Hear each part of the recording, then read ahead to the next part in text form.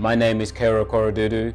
This is our special weekly bulletin where we talk about the stories shaping our world and give you insights to make sense of the global political landscape and help you to understand what is happening in Pakistan and around the world. These are our top stories for this week. Islamabad court grants Punjab ace one-day transit remand of Elahi to take him to Lahore. PM Kakar sees no delay in polls due to security situation at borders. Turkey carries out airstrikes against PKK targets in North Iraq. Libya's flood-ravaged Derma struggles to cope with thousands of corpses. And now stories. Islamabad court grants Punjab ace one-day transit remand of Elahi to take him to Lahore. An Islamabad court on Saturday granted the Punjab anti-corruption establishment one-day transit remand of PTI President Chaudhry Parvez Elahi in a graft case marking his 12th arrest since June 1st following May 9 protests, his lawyer said. Elahi is among several PTI leaders and workers who have been arrested amidst the state's crackdown on the PTI leadership following the violent riots in the country after Imran's first arrest on May 9th. His fresh detention comes a day after an Islamabad anti-terrorism court ATC granted the former Punjab Chief Minister bail in a case pertaining to riots outside the Federal Judicial Complex in March.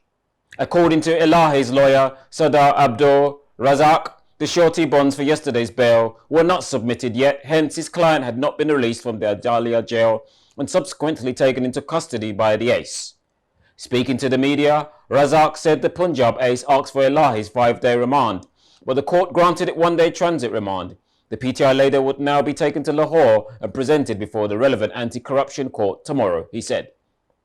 When a reporter asked him about reports of Elahi being asked to hold a press conference, he said Elahi was very determined on his political stance and was not ready to hold any sort of press conference. Asked about the former Punjab Chief Minister's physical health, the lawyer acknowledged that he was an elderly person and a heart patient, but is in high spirits and has a high morale.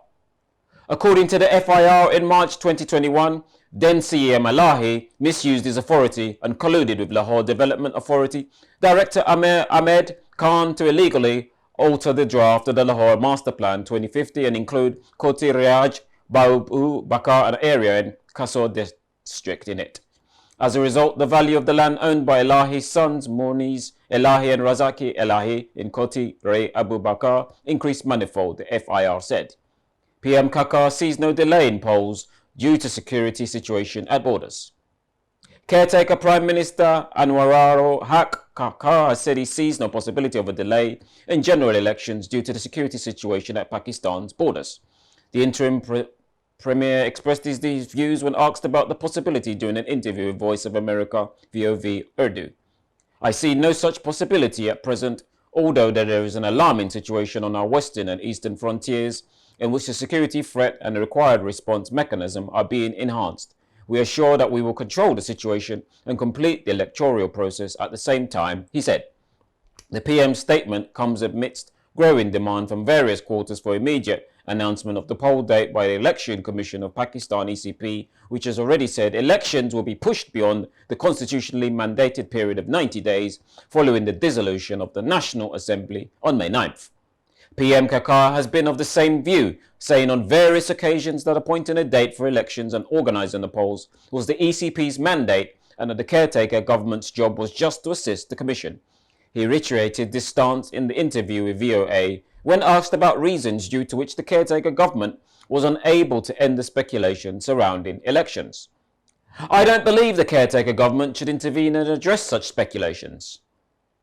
Primarily, according to the law and constitution, organising polls is the Election Commission of Pakistan's job, and we are certain that they are performing this task with sincerity. They have already initiated the process, and they are fulfilling some constitutional requirement, probably pertaining to the limitation, and they will soon announce the poll date, PM Kakar said. He also assured that the interim government had been taking measures regarding the provision of assistance for holding elections. Turkey carries out airstrikes against PKK targets in North Iraq. The Turkish military carried out 2 airstrikes against the outlawed Kurdistan Workers' Party PKK targets in northern Iraq, Turkey's defense ministry said Saturday. The air operations conducted on Wednesday and Friday targeted PKK hideouts in the Gara region, destroying a total of 31 targets and neutralizing senior group members, according to a statement from the ministry. The targets included caves, shelters and caches used by the PKK members, the ministry said. Turkish authorities often use the term neutralized in their statements to imply the terrorists in question surrendered or were killed or captured. The Turkish security forces often conduct cross-border operations in northern Iraq, a region holding hideouts and bases of PKK militants from where they carry out attacks against Turkey. The PKK, listed as a terrorist organization by Turkey, the United States and the European Union, has rebelled against the Turkish government for more than 3 decades. Libya's flood-ravaged Derna struggles to cope with thousands of corpses. Residents and rescue workers in the devastated Libyan city of Derna are struggling to cope with the thousands of corpses washing up or decaying under rubble after a flood that smashed down buildings and swept people to sea. The World Health Organization and other aid groups urged authorities in Libya to stop burying flood victims in mass graves, saying this could bring long-term mental distress to families or cause health risks if located near water. A UN report said more than 1,000 people had so far been buried in that manner since Libya, a nation divided by a decade of conflict and political chaos, was hit on Sunday by torrential rain that caused 2 dams to burst. Thousands were killed and thousands more are missing. Bodies are littering the streets, washing back on shore, and are buried under collapsed buildings and debris. In just 2 hours, one of my colleagues counted over 200 bodies on the beach near Derna. Bilal Sablour, International Committee of the Red Cross, CRC Forensics Manager for Africa, told a briefing in Geneva. Ibrahim al-Arabi, Health Minister in Libya's Tripoli-based Western government, told Reuters he was certain groundwater was polluted with water mixed up with corpses, dead animals, refuse and chemical substances. We urge people not to approach the wells in Derna, he said. A doctor in Derna said this week that photos were being taken of unidentified bodies before burial, in case relatives could identify them later on.